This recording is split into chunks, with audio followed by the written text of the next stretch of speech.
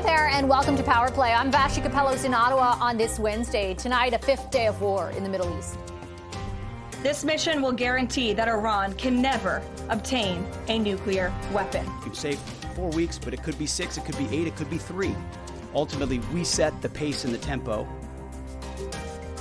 The White House attempts to clarify its objectives in Iran as that conflict spreads deeper across the region. In his first public comments since the war broke out, Prime Minister Mark Carney says Canada supports the U.S. strikes on Iran, but arrived at that position with, quote, regret.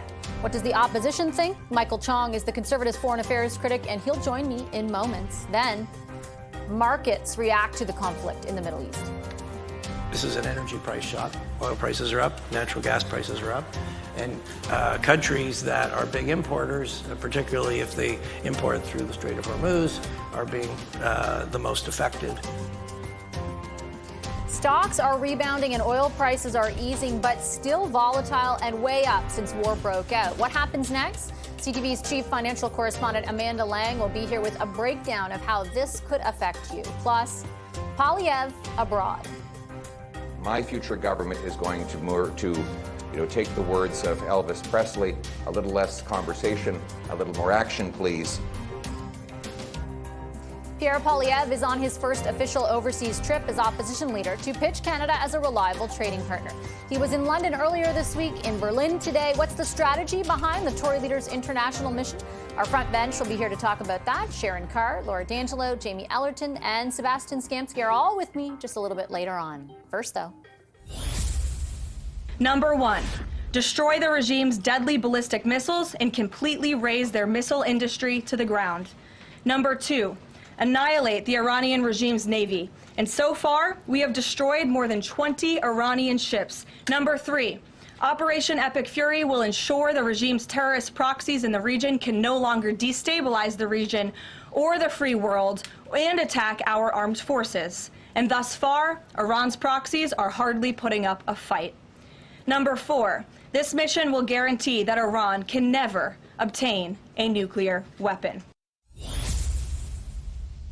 The latest enunciation there from the White House on what their objectives are when it comes to the war in Iran. That war is now in its 5th day after the U.S. and Israel launched coordinated strikes in an effort to prevent Iran from obtaining nuclear weapons. Tehran's retaliation means the conflict has since expanded across much of the Middle East. And today, U.S. Secretary of War Pete Hegseth said the United States is, quote, just getting started in their campaign. Here in Canada, Prime Minister Mark Carney has now elaborated on what his government's position is. Here's what he told reporters last night in his first official news conference since the strikes on Iran were launched over the weekend. We do, however, take this position with regret because the current conflict is another example of the failure of the international order. Well, Canada was not asked to participate. You know that. We were not informed in advance. We were not asked to participate. Prima facie, it appears that these actions are inconsistent with international law. We asked to speak with the Foreign Affairs Minister to better get an idea of what Canada's position is. Our request was declined. So what's the opposition's view of the government's position? Michael Chong is the Conservatives' foreign affairs critic. Hi, Mr. Chong. Welcome back to the program. Good to see you. Thank you for making the time. Good to be here. I was reading through one of the statements that you released at length earlier this week on the federal government's position when it comes to the conflict in the Middle East. And you intimated that supporting the U.S. airstrikes, but also hoping for a diplomatic solution was inherently contradictory. Why is it? Can't both be true at the same time? Well, I think what's inherently contradictory is supporting the airstrikes and calling for a ceasefire. The government has done both in the last several days, and you can't be supporting the airstrikes and at the same time calling for a cessation of those strikes. It's an inherent contradiction. Is it, though, an inherent contradiction only insofar as can you support the motive of trying to stop Iran from acquiring a nuclear weapon and also hope that a diplomatic solution or a ceasefire can be arrived at through those initial actions? Like, isn't the point to basically get Iran to agree to not acquire a nuclear weapon in this instance? Well, the Prime Minister used the term acting in his formal statement on this. He supported the U.S. acting to prevent Iran from acquiring a nuclear weapon. In other words, they supported the airstrikes. And at the same time, several days later, they said that they wanted a ceasefire. So, to me, that's a contradiction. I think the other contradiction is the prime minister saying that that he's calling on all the actors in this conflict to uphold international law, that Canada believes in upholding international law. And at the same time, his view is that while he's supporting the airstrikes, that those airstrikes are inconsistent with international law. Again, taking both sides of this at the same time. This is inherently incoherent and contradictory, and I don't think the Prime Minister has been clear about what exactly the government's position is on this conflict. Certainly, I found that part confusing as well. What is the Conservative position? Do you support the airstrikes? Does your party support the airstrikes with a blank check? We've been clear from the outset of this conflict that began several days ago. We've been clear for more than a decade about our position on this. We support the airstrikes and the removal of the Iranian regime from power. We believe that regime is responsible for the death of dozens, scores of Canadians over the last decade and more. We believe that they're a threat to the safety and security of Canadians here at home through their agents operating here on Canadian soil. It's the reason why the previous Conservative government cut diplomatic relations with the Iranian regime. It's why their embassy in Ottawa was shut down. It's the reason why we closed our embassy in Tehran.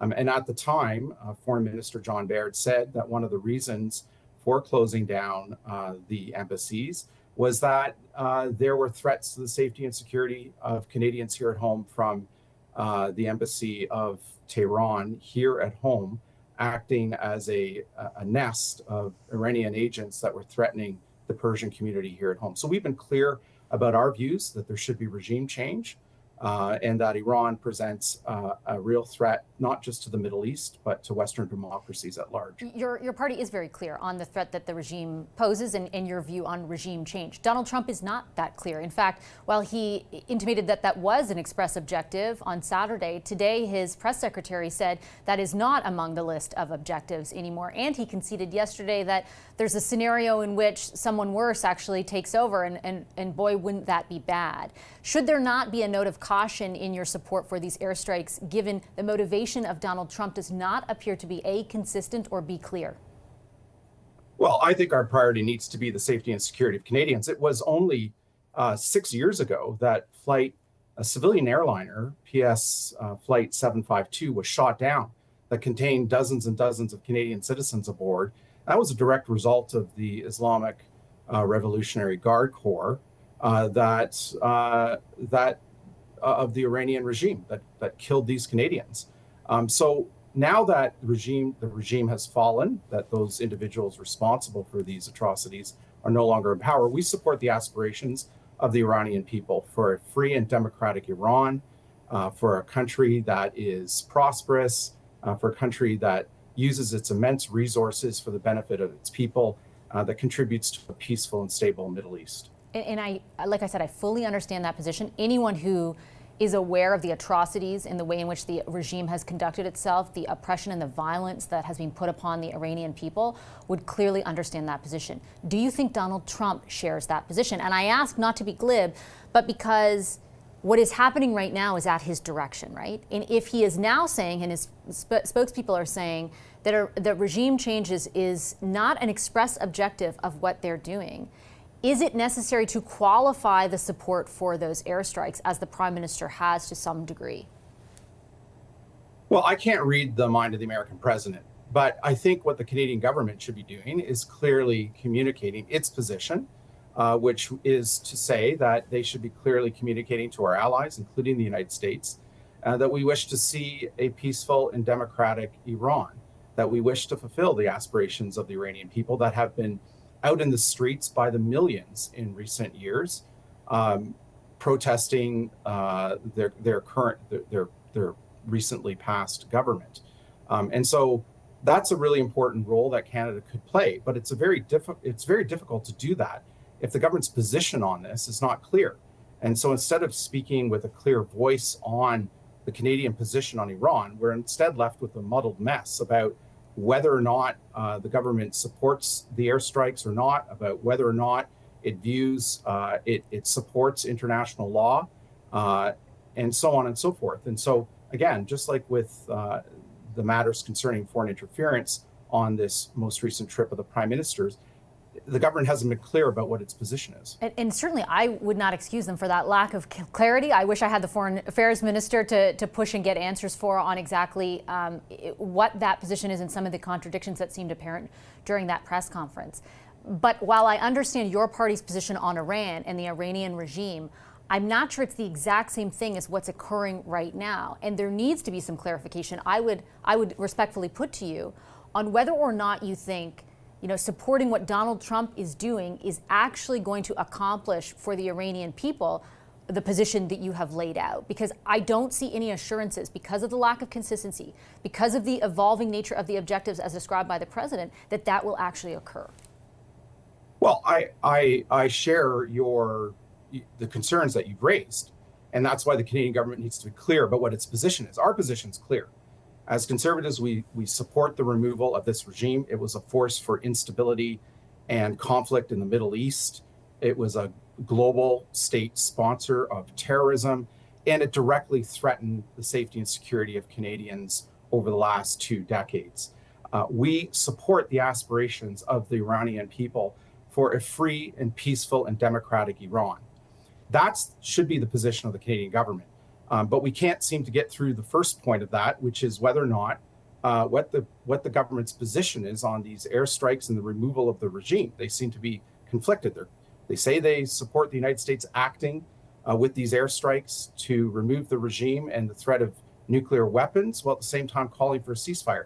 They say that international law must be upheld while indicating that they view these airstrikes as inconsistent with international law. So the government needs to come clean with what exactly its position is, and in particular, the Prime Minister. The Prime Minister has a special responsibility for the conduct of international relations, and he's been anything but clear about what his government's position is. And I take that point just really quickly, Mr. Chong, like your party is not being clear about whether or not you think Donald Trump is the person to do what you're describing. Like, do you actually trust that what he is doing here will accomplish the goals you say, and understandably so, should be accomplished? Well, we've been clear about what our position is. We support the airstrikes that have led to the removal of the Iranian regime and its nuclear threat. At the same time, we're calling for a free, democratic, and peaceful Iran. And so that should be clearly communicated to the U.S. president by the Canadian government. And I don't think that's something that the Canadian government has been clear about, and in particular, Prime Minister Carney. I'll leave it on that note. Mr. Chong, a pleasure. I appreciate you making the time as always. Thank you. Thank you. That is Conservative Foreign Affairs critic Michael Chong. Foreign Affairs Minister Anita Anand earlier today on the sidelines of a conference addressed Canadians stranded in the Middle East. Have a listen. Canadians in the region should prepare departure plans that do not rely solely on Government of Canada assistance. Global Affairs Canada is not currently offering assisted departures, but we are in touch with our partners to identify potential options. Commercial options, for example, out of Lebanon remain available for those who wish to depart. The Government of Canada has secured a limited number of seats on commercial flights from Beirut. The minister says 103,000 Canadians have registered with Global Affairs Canada in the Middle East and Gulf region, and that includes more than 23,000 Canadians in Lebanon, more than 23,000 in the United Arab Emirates, along with thousands of other Canadians registered elsewhere in the region. As of Monday morning, there are 2,932 Canadians and permanent residents in Iran and 6,006 registered in Israel. We're going to take a quick commercial break. On the other end of that break, well, first, a little bit later, I should say, the front bench will be here. We're going to talk a little bit more about the Canadian position on Iran and on those strikes. And after a short break, we're going to expand even further on what all of this means for you. In particular, we see a huge impact on oil prices and a bit of a diffused impact after a big impact yesterday on markets. Our chief financial correspondent here at CTV, Amanda Lang, is with me after a quick break. Back in a moment.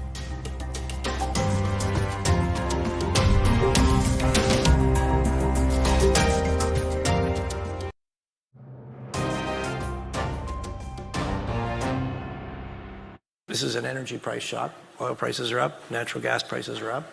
And countries that are big importers, particularly if they import through the Strait of Hormuz, are being the most affected. It's also a risk sentiment shock, and so you're seeing some flight to quality. You're seeing risk assets trade down. There are both of those elements. Bank of Canada Governor Tiff Macklem there outlining how the conflict in the Middle East has impacted the global economy. There's been market turmoil, certainly spurred by the U.S. and Israel's strikes on Iran, but things seem to have calmed a little bit today. The Dow Jones Industrial Average, for example, added about 238 points, or 0.5%. The S&P 500 gained 0.8%, and the Nasdaq Composite moved 1.3% higher. Iran has ordered the closure of the Strait of Hormuz and vowed to set ablaze any vessel that tries to pass through the waterway. As a consequence, things are very much paused there. That's where about 20% of oil is shipped through. Yesterday, however, Donald Trump said if necessary, his administration is prepared to deploy the Navy to escort tankers through the strait. And those assurances, whether realistic or not, seem to have stabilized oil prices temporarily today. After briefly topping $84 U.S. per barrel, Brent crude, the international standard for oil prices, settled at $82.50 a barrel. And West Texas Intermediate, the U.S. benchmark, settled at about $76 at close. Oil and gas prices, however, are much higher than when the conflict started. Amanda Lang is CTV News' chief financial correspondent. Hi, Amanda. Good to see you as always. Thanks for making the time. Hi. So let's start with oil prices. What are your observations today? Because it was a bit different than every day that's preceded since the onset of this conflict. Yeah, I mean, there's obviously some interesting cross currents at play. You'll remember we came into this year with the story that there's a glut in oil in the world, that there's way too much supply relative to demand. And even though that story was out there and many analysts were downgrading the forecast for oil prices, it kind of held firmer than you'd think, partly because this very conflict was being talked about and worried about and priced in. Just yesterday, the World Bank put out a new forecast for oil and other commodities, looking for a 7% decline this year, 14% over 2 years. So the negative story, which for most of us is a positive story, not if you run an oil and gas company, but if you care about the inflationary impact and the price at the pump, is that oil prices should be getting weaker. There's all of these cross currents, though, of course, because we don't know how long the conflict will last, and we don't know what it'll do to some parts of the supply chain, not necessarily the ones that affect us, of course. Yeah, could you reflect a little bit on sort of the component parts to oil price increases, and in particular with respect to this conflict, because you've got actual production and then you've got the transport of that oil, which is a big political focus vis-a-vis the Strait of Hormuz. For sure, and it's interesting, of course, to see one of the things that happened in the market today that I'm sure people are talking about is this rumor that they're at the beginning of a willingness to talk, that Iranian intelligence officials reached out to American intelligence officials. Whether it's true or not, what it said to me, Vashi, is any sign of sort of a ceasing of hostilities that would open up the Strait of Hormuz will be seen as a huge win, certainly for oil prices, because there is a natural bottleneck. We have tankers that have just dropped anchor because they don't want to enter into a conflict zone. It's for most of us in Canada, North America, it shouldn't have much impact. Canada gets about 10% of its oil from Saudi Arabia. Most of our refined product comes, of course, from the U.S., or we refine it in the East Coast. So there's no immediate impact, but we do play off that world price, and everybody prices their future costs off what it's going to cost them per barrel. And so it creates this kind of inflationary buildup, whether or not we're buying those barrels or not. And so could you talk for a moment about the inflationary aspect of this? Because I think people who are watching right now are, of course, thinking about what does this mean for when I fill up my car? Yeah, I mean, it remains to be seen. I'm going to go back to, even though the market has not reflected it, analysts after analysts have said there is a glut of oil in the world, that supply far exceeds demand, and that some of the reason the World Bank just lowered its forecast is because there are these structural changes, including the arrival of electric vehicles in developed markets, that are just going to change our consumption patterns. So if you're a believer in that story, that we have more oil than demand, by the way, not necessarily a positive story for Canada or our resource companies, but good for consumers if it brings the price down in a moderate way, then you would say, well, the price at the pump won't be high for long. There might be a short-term reaction as global prices do jump up because of the conflict. I would suspect, Vashi, that we'll see the price start to reflect again the supply-demand picture, which it has yet to do. But at some point in the weeks ahead, that we start to price in that reality that there's a lot of oil in the world. So why are there some analysts out there surmising, like Goldman, I think today had $100 a barrel, like here's how it happens. There are others saying if this does end up being protracted for a couple of months, you could be looking at $200 barrel oil. Like, how do you reconcile that for people watching? I mean, it certainly, if you can't get that oil through, right, all of Saudi Arabia's oil, all of Iraqi oil, obviously you're going to see an increase in the price. There's no question about it. So those are probably scenarios based on the expectation of a prolonged conflict.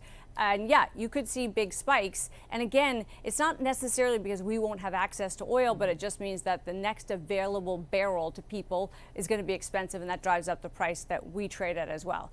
I would say for Canada's resource sector, it's not a terrible thing. If you watch the stock markets, of course, this week, the TSX actually did pretty well relative to the U.S. markets, partly because energy stocks, gold stocks were doing well. So it's sort of in our favor, even though it might be slightly inflationary. The $100 oil, $200 oil is a worst case scenario for sure. And although analysts might be pointing to that as a possibility, I haven't seen that as a particular base case. Okay, and what about markets? If you could expand a little bit on what's happening there, because that's been a sort of interesting thing to watch this week as well, a little bit of fluctuation.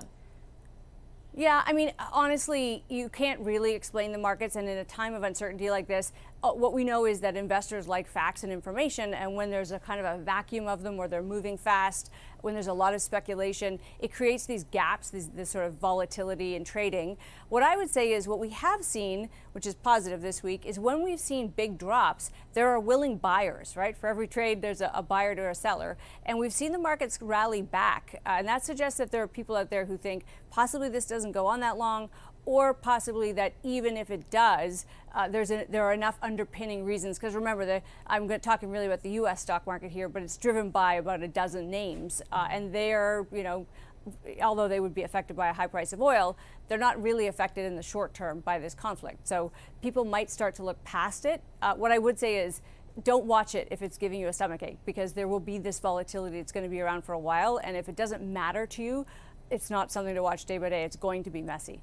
And more largely, when you are looking ahead at the economy, more so in the aggregate, what will you be watching for to see whether or not this is having a resonant effect elsewhere? In the Canadian economy or the global economy? Let's do both, if you don't mind. I mean, for Canada, I think we have very specific issues. I think we will continue to look for, I will be looking for, as I'm sure you will, actual motion and movement on some of these big projects. The Premier of Alberta has already said it. This is yet another reminder of, if we want to play in this space, if the world is ultimately moving away from oil, let's play while we can. Let's get new pipelines built. So you're going to see sort of that push happening. I'll be looking for actual movement from the Major Projects Office, that things are actually happening in critical minerals, that we can actually move forward. New deals happening in defense will be a hugely important thing to watch, right? Job creation, Vashi, is going to be something that's going to matter a lot in Canada. And then globally, of course, the price of oil is going to have a big, inflation is going to be the single biggest metric to watch. Do we get the inflationary pressure, and what impact does that have on global growth? Okay, I'll leave it there. Amanda, thanks for your analysis. Appreciate it as always. Thanks. CTV's chief financial correspondent Amanda Lang. Coming up tonight on Power Play, Prime Minister Mark Carney addresses the media for the first time since departing for India. Both India and Iran very much in focus. Our front bench is standing by to dissect the biggest takeaways from that press conference and from the Prime Minister's comments. After a short break, Sharon Carr, Laura D'Angelo, Jamie Ellerton, and Sebastian Skamsky will all be here together in just 2 minutes.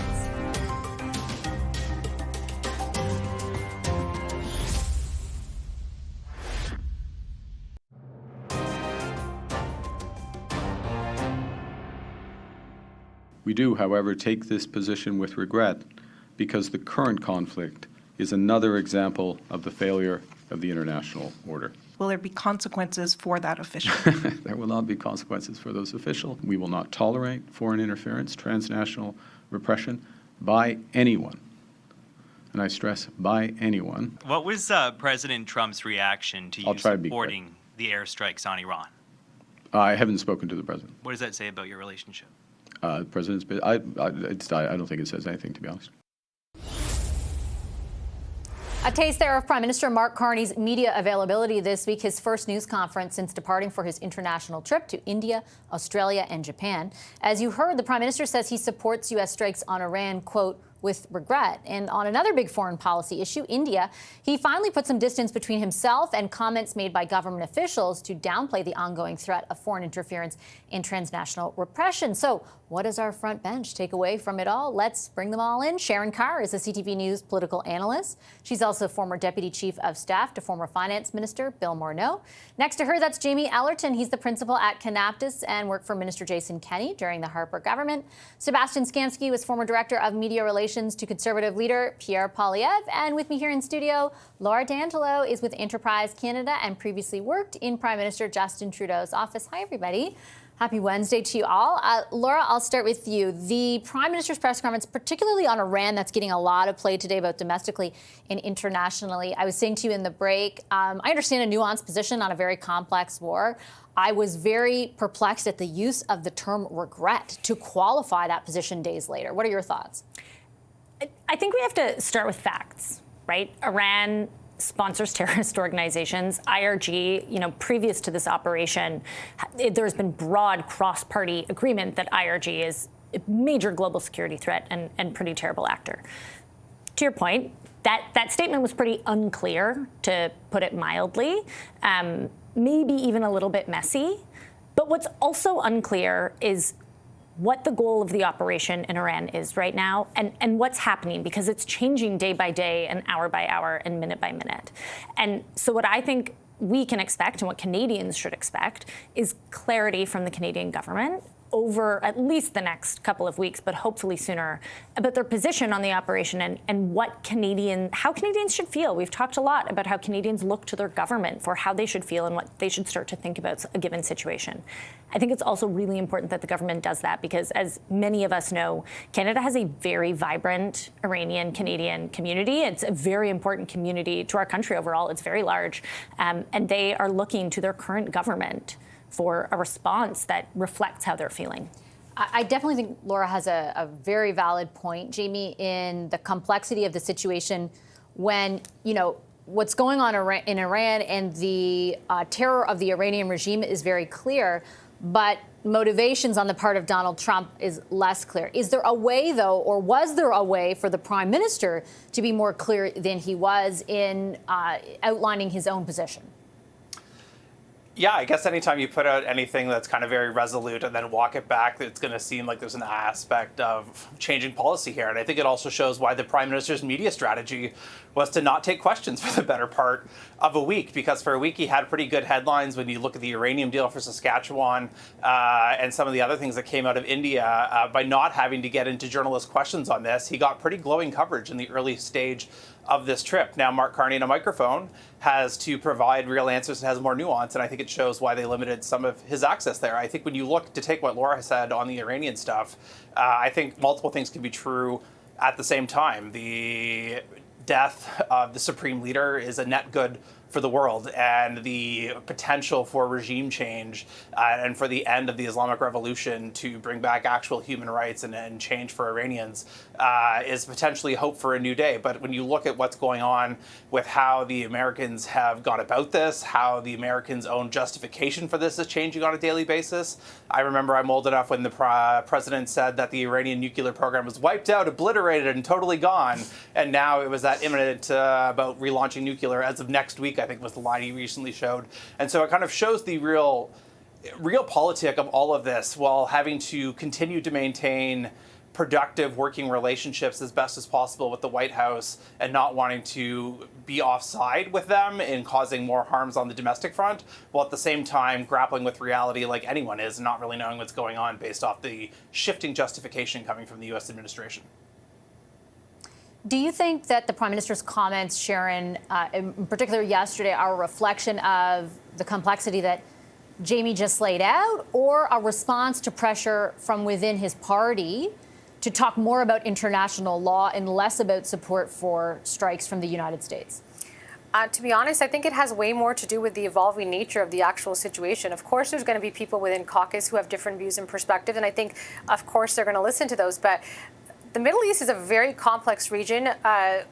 When the initial strike by the Trump administration occurred, I think the goal or the hope was this would be very tactical, very sharp, very precise. Go in there, get out Khomeini, and move on. But this has kind of gone way further than that, and we have now gone into a regional conflict. And I think that is where the Prime Minister's comments are coming from. It's coming from the fact that there's been multiple assassinations now of the next in line. There's a lot of civilians at risk here, but even more so, the entire Gulf region has kind of broken out into this disastrous war. And as someone who lived and worked in the region, I'm finding it very difficult to see where this started and where it's going to end. Something that I often like to remind people is that the IRGC, very bad. Ayatollah Khomeini, very bad. These are all true things. But what you can do is you can kill a terrorist. You can kill multiple terrorists. You're never going to kill that ideology. And we're going to see how this kind of evolves. And the bigger issue here is motives and intent. If you told me on the weekend that Donald Trump's attempt was to go in there and kill the supreme leader and that was it, I would have been skeptical, and I still am skeptical, because this is about oil, this is about the markets, and now we have the CIA talking about arming Iraqi Kurdish civilians to go in and fight it. Like, this is a very complex situation, and the entire Gulf region and the people are paying for it. So I think the Prime Minister's comments are purely based on the evolving nature of what is occurring in the region. Do you think, Sebastian, they're purely based on that? No, I think obviously there's internal calculations in terms of the caucus dynamics that Mr. Carney is facing within his own caucus, and frankly, some of the voting blocs and coalitions that he's cobbled together to have his minority government. I will say, India, Australia, both hot destinations. I would have thought Mr. Carney would have packed his own pair of flip-flops. It turns out he himself became the flip-flop. It's not just Iran and his statements around that we need to put attention towards. It's, of course, also his conflicting information out of his government, his officials, and himself about the role of India and potential interference in our democratic processes there. And so I think, again, Prime Minister Carney has displayed why it is that his staff has kept him away from the cameras, because there is a lot of incoherence right now and a lot of disorganization within liberal ranks on not just the position of Iran, of course, also the position on India, and they don't want to bring more attention to that than they need to. I've got a few minutes left. I want to give 1 minute each to Laura and Jamie. Let's talk about India for a second, because that was another sort of bizarre turn of events in that national security has been, we knew there would be a sort of a difficulty in reconciling with the trade objectives because of everything that had gone on so far. This felt a little bit like an own goal, right? Like, your officials say one thing and, Laura, 6 days later, finally the Prime Minister clarifies. Was there a way to avoid that? I don't know if there was a way to avoid that, given what the official said. I do think they probably could have addressed it earlier and should have. And I also think there is a way that they could be highlighting the fact that the Prime Minister knows his caucus has a lot of different opinions on this. They've actually been really public about it, and that he is okay with that side of it, to show that he can, but I do think it shows that he can have a conversation about this, at least with his caucus, or that he's willing to sit with conflict, which I think is an important part of this. But should they have addressed it earlier? Probably. Is there much you can do when you have an official coming out as strongly as they did? It's going to be pretty tricky. Last word to you on that, Jamie. These kind of briefings are similar to budget day and lockup, where you have officials who you can quote on the record, but without attributing to it, as kind of a briefing for something big that the government is about to do. And I think, quite frankly, this official probably went too far in his language, and a journalist caught what that was, especially given the recent history. And it's, I think, undeniable that the Carney government wants to rebalance the relationship with India and sees a lot of economic opportunity. We know that's going to cause issues back home, especially given the precarious state of the politics and the fact that it's alleged that Indian government officials were responsible for the murder of a Canadian citizen on Canadian soil. And so this is the kind of real-world tightrope that this government has to walk, and it's not going to please everyone. But I also think when you look at how Mark Carney deals with these things on an issues management basis, he seems okay to let things percolate for a few days and let's see how the narrative develops and see how people are responding, and then come out and kind of put it to rest by speaking to something more fulsomely, as opposed to kind of the drip, drip, drip we've seen with previous governments in keeping that story alive and having shifting changes on shifting dynamics. Yeah, question going forward is whether or not this actually does put it to rest. But I take your point. I will take a quick commercial break. We're going to turn our attention to the Conservative Party and the party's leader, specifically his first trip abroad in that capacity. We're back with the front bench to talk about that.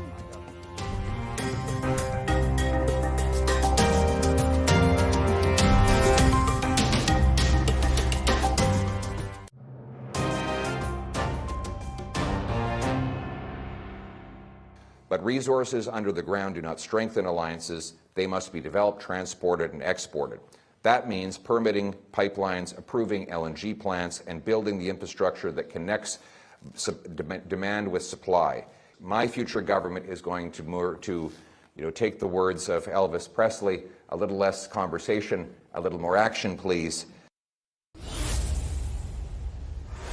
Conservative leader Pierre Poilievre, as you see there, is abroad on his first official international trip as opposition leader. Earlier this week, he landed in London. Today, he's in Berlin, laying out his political and economic vision to politicians and business leaders, according to the party. So what's the strategy behind the trip? Our front bench is back to talk about that. Sharon Carr, Laura D'Angelo, Jamie Ellerton, and Sebastian Skamsky. Sebastian, I'll start with you. I'm old enough to remember federal conservatives maybe 3-4 weeks ago saying, why is Prime Minister Carney not here? Why is he always somewhere else? Like, what changed? And in all seriousness, what is the strategy behind this, in your view?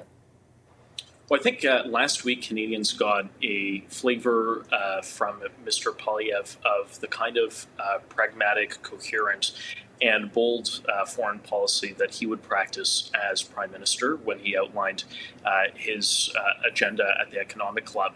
This trip to the UK as well as Germany is a continuation of that, and I think builds off of those important points that he laid out, which are that we need to be stronger here at home. We need to actually develop and ship the resources that we have in order to leverage that position on the global stage.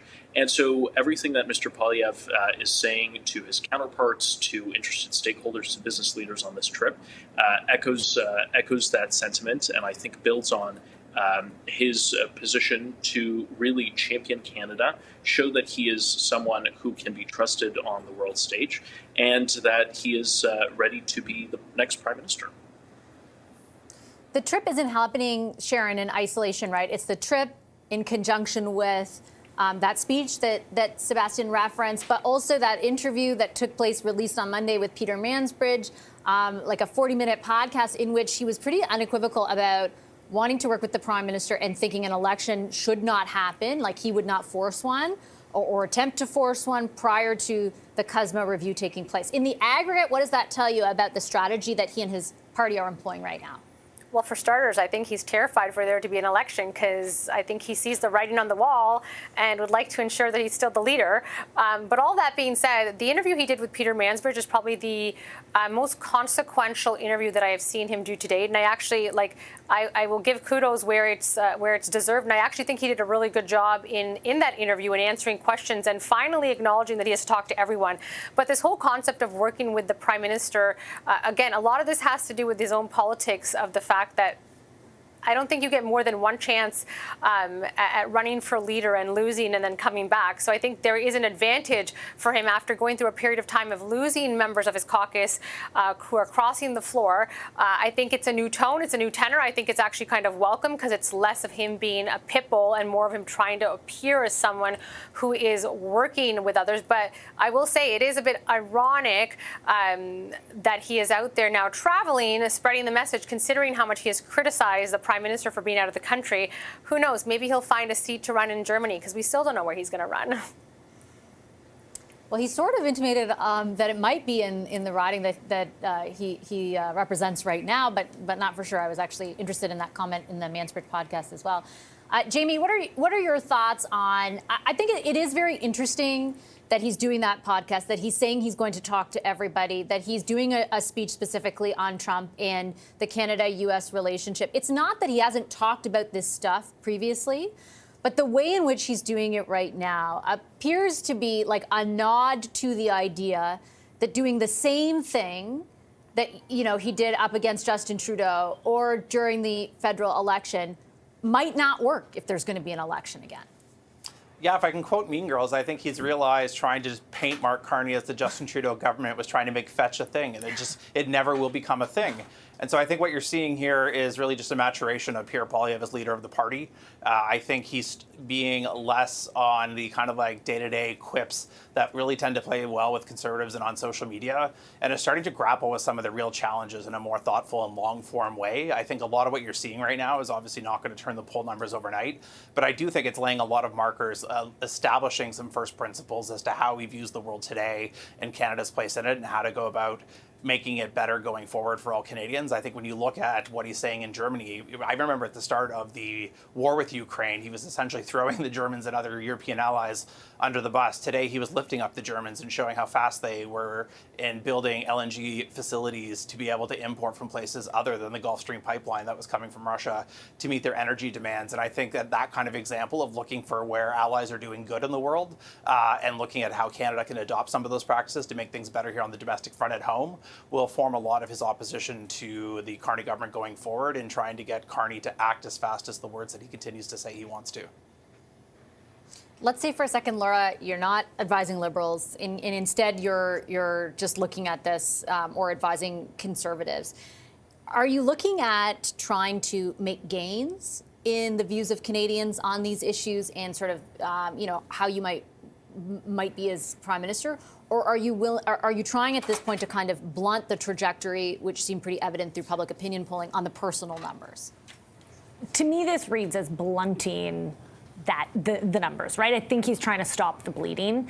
And a big part of that does go with your first point, right? A big part of that is trying to capture the attention, frankly, of boomers, of a demographic that has not liked his shtick so far, that has not liked the way he's presented and the way he's himself and the way he's talking about Mark Carney, what's happening on the international stage. And those two things go hand in hand. I do think it also, if you're just looking at what he's doing, it's very clear that what Poilievre is trying to do is appear prime ministerial. He is trying to show a different side of himself and that he could go toe-to-toe with Donald Trump, that he could represent Canada on this international stage in the same way that Mark Carney is right now. Where I think, and I don't mean this to be sassy, even though it's going to sound that way, if I was advising him, I would say is someone also clearly whispered in your ear that you need to look like Mark Carney. You need to look like a prime minister who can stand up next to Mark Carney and be just as prime ministerial. And unfortunately, I think what he's done is actually started mimicking Mark Carney a little too closely. Some of his turns of phrase over the past week have been very similar to things Mark Carney would say. He's kind of following him right now on this international tour. And that part, I think, is a challenge. I agree with Sharon. I thought his Mansbridge interview was quite good. And I thought that he started presenting himself in a new way that he clearly has to stop the bleeding. But I think he may have gone a little too far on the international side here to try to look like Mark Carney. I wish that Sharon had said that with Sebastian sitting right next to her so that we could see the real-time reaction, because I didn't have I was looking at Laura, so I didn't see exactly what they are. Sebastian, over to you. What do you think about that? Well, I'm just thrilled that Laura and Sharon are coming into the Conservative fold after seeing the light from Mr. Poilievre, rather.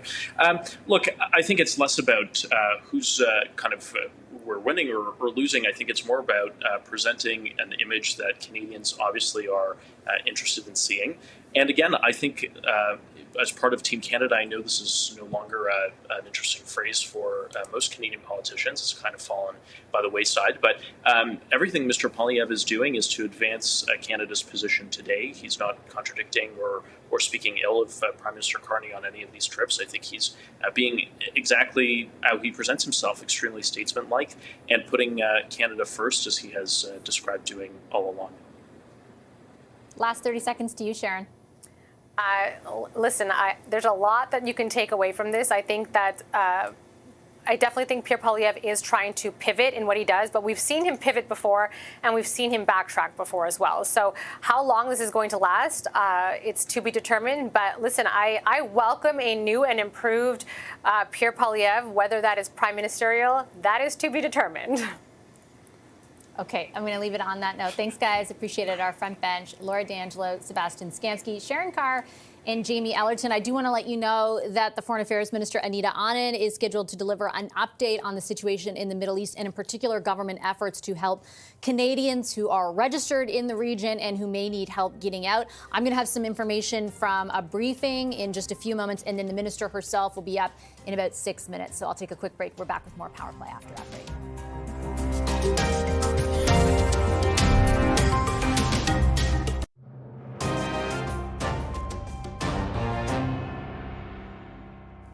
Welcome back to Power Play. We're a few minutes away from an update on the Middle East from Foreign Affairs Minister Anita Anand, who will hold a press conference at 6 o'clock Eastern. But we are getting some details on government efforts to help Canadians get out of the Middle East from a background briefing that was provided a few moments ago. There are some block bookings with airlines in Lebanon. 75 seats were made available to Canadians on March 4th, and they're hoping for more to be available as well.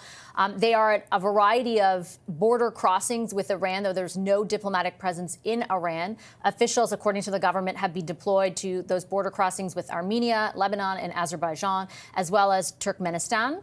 And that there are also, all options, they're saying, are on the table. The most efficient way to do this work is with commercial airlines, with regular routes. But they say the airspace is closed in much of the region. So it's difficult, but efforts are underway, and the minister intends to communicate those efforts shortly when that press conference gets underway.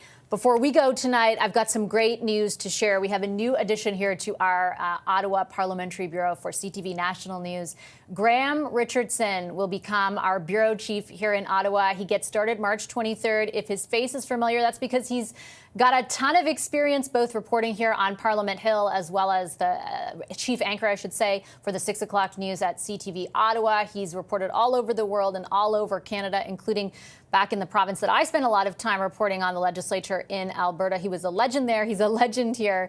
Our bureau and myself, I'm thrilled to welcome him here. He's a great colleague and a great friend. He gets underway March 23rd. I'll leave Power Play there. We've got a lot more ahead on CTV News Channel. Stay right there.